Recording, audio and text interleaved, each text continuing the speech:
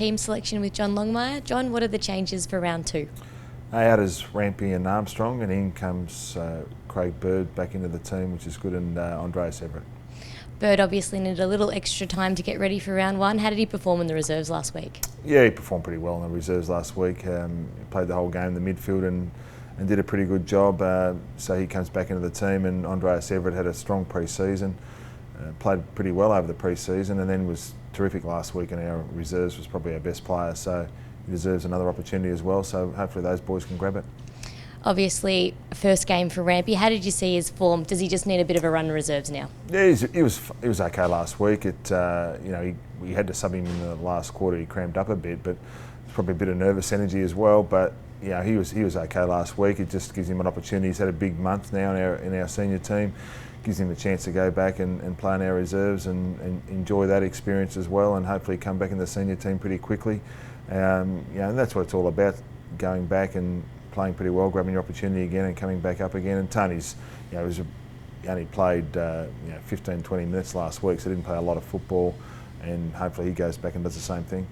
Taking on the Swans this weekend, who had a great win over St Kilda last week at home. What are you expecting from them? Well, they probably had, they have.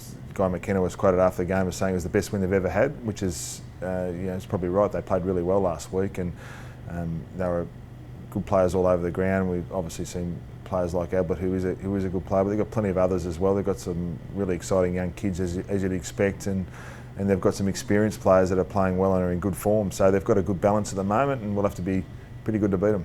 What areas of improvement are you hoping to see from the Swans this week?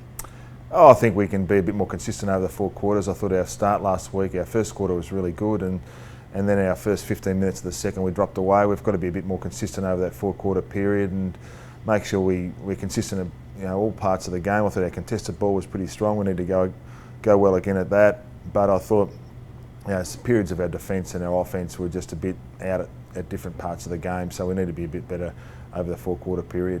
This Saturday is our first home game at the SCG, and also the unfurling of the 2012 Premiership flag. How important will that be to the boys?